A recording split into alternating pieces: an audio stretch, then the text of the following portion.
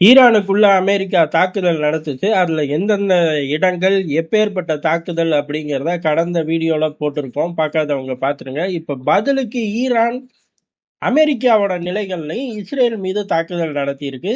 இதுல இஸ்ரேலை நோக்கி ஏகப்பட்ட மிசைல்கள் போயிருக்கு. தாக்குதல் நியூட்ரலைஸ்டா இல்ல வெற்றியா அப்படிங்கிற தகவல் இன்னும் ஃபிளாஷ் ஆகல.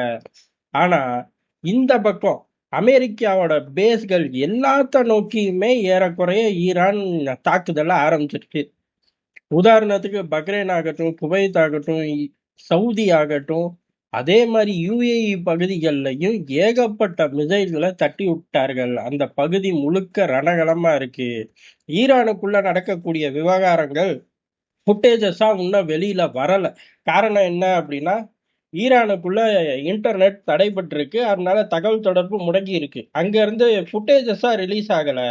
ஆனா ஈரான் பக்ரைன்ல நடக்கக்கூடிய தாக்குதல், ஈரான் பக்ரைனோட இருக்கக்கூடிய அமெரிக்க பேஸ்களை தாக்குது, குவைத்ல இருக்கக்கூடிய அமெரிக்க பேஸ்களை தாக்குது. அந்த வீடியோவை எடுத்து உலகம் பூரா இருக்கக்கூடிய ஈரானோட எம்பசி ரிலீஸ் பண்ணுது. இங்க பாரு, எங்க மேல தாக்குனாங்க, பதில் தாக்குதலை நாங்க ஆரம்பிச்சிட்டோம் அப்படின்னு ஈரானுக்கு வெளியில ஆப்ரேட் ஆகக்கூடிய ஈரானோட தூதரகம் இப்ப முழு அளவுல அவர்களோட பதில் தாக்குதலோட வீரியத்தை உலகம் பார்க்கட்டும், அமெரிக்கா பார்க்கட்டும். ஏன்னா இன்டர்நேஷனல் ஏஜென்சி பூரா ஒரு சைட்ல நிப்பாங்கிறனால பெரிய அளவுல தூதரகம் இறங்கி ரிப்ளை கொடுக்குற மாதிரி ஆயிப்போச்சு. காரணம், இதுவரைக்கும் எந்த ஒரு நாட்டோட தூதரகமும் தங்கள் நாடு நடத்தக்கூடிய ஒரு தாக்குதல் ஃபுட்டேஜை எடுத்து அவர்களோட ட்விட்டர் ஹேண்டில் போடுறது கிடையாது. ஆனா ஈரான் இந்த மாதிரி சிக்கல்கள்ல இருக்கிறனால இப்ப இந்தியால உள்ள ஈரான் தூதரகம் அவங்க தான் வெளியிட்டு இருக்கார்கள். முதல் தாக்குதல் அப்படிங்கிறது பக்ரைன்ல உள்ள அமெரிக்க கடற்படை பேஸை நோக்கி இருக்கு. அந்த தாக்குதலோட ஃபுட்டேஜை ரிலீஸ் பண்றார்கள். அதுக்கடுத்து குவைத், அதுக்கடுத்து சவுதி, அதுக்கடுத்து யுஏஇ அப்படின்னு எல்லாத்த நோக்கி நடத்தக்கூடிய தாக்குதல்கள், அந்த பகுதியில் கிடைக்கக்கூடிய ஃபுட்டேஜ் அதை எடுத்து ஈரானோட எம்பசி ரிலீஸ் பண்ண ஆரம்பிச்சிருச்சு. மத்திய கிழக்கு வளைகுடா ஒட்டுமொத்த உலகமும் ஒரு கடுமையான யுத்தத்துக்குள்ள சிக்கிக்குச்சு. காரணம் என்ன அப்படின்னா, இப்ப தாக்குதலை 2 சைடு தாக்குதலை ஆரம்பிச்சுட்டாங்க. 2 சைடு தாக்குதலையும் பார்த்துட்டோம். உதாரணத்துக்கு அமெரிக்கா ஈரானோட அணு ஆயுத மையங்கள் மீது தாக்குதல் நடந்துச்சு. கமேனியோட ஆபீஸ் மீது தாக்குதல் நடத்துச்சு. அதுக்கடுத்து ஐஆர்ஜிசியோட உளவு பிரிவு கட்டடங்கள் மீது தாக்குதல். இந்த 3 பிரைம் லொகேஷன். இதை தாண்டி டெஹ்ரான்ல பல இடங்கள் தாக்குதல். அது மக்கள் குடியிருப்பா இல்ல தலைநகரம் அப்படிங்கிறனால அபிஷியலா 1000 கட்டடங்கள் இருக்கும். அதுல தாக்குதலா அப்படின்னு தெரியல.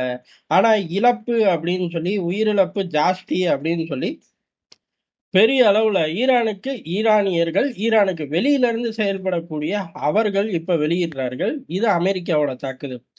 இந்த பக்கம் பதிலுக்கு ஈரானியர்கள், அதாவது இப்ப இருக்கக்கூடிய கமேனி ரெஜிமெண்ட்ல இருக்கக்கூடிய ஆட்கள், தூதரகம், ஈரானோட அபிஷியல் தூதரகம் வெளியில இருந்து வீடியோ வெளியிடுது. எப்பேற்பட்ட சிக்கல்ல மாட்டிட்டாங்க நொடி பொழுதுல.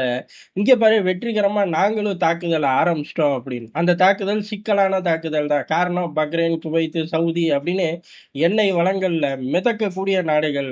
அம்புட்டு மேல இப்ப ஏவுகணைகள் பாயுது, ஆளில்லா விமானம் பாயுது, எங்கிட்டு பாயுது அப்படின்னு தெரியாம அவனுங்களே தடுமாறி போய் நிக்கிறாங்க.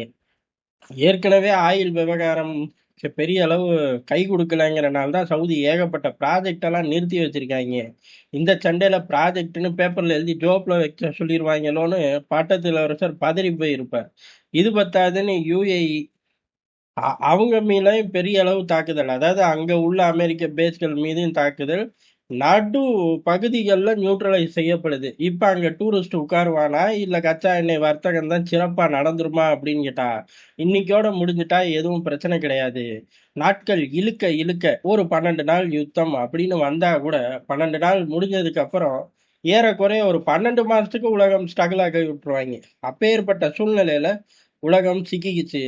அமெரிக்கா ஈரானை அடிச்சிருச்சு. ஈரான் பதிலுக்கு அமெரிக்காவை அடிச்சிருக்கு. இப்ப எவை அடி பெரிய அடிங்கிறது சேத விவகாரம் தெரிஞ்சாதான் சொல்ல முடியும்.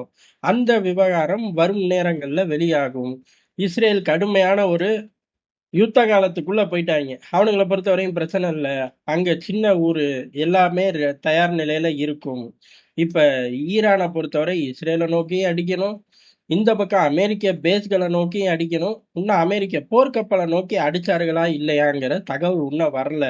அமெரிக்க போர்க்கப்பலை நோக்கி அடிக்கும்போது விவகாரம் இன்னும் மோசமாயிரும் அப்படிங்கிறது யதார்த்தமான உண்மை. அடுத்தடுத்து தகவல் வரும்போது நம்மளும் இங்க வந்து விரிவா பார்ப்போம்.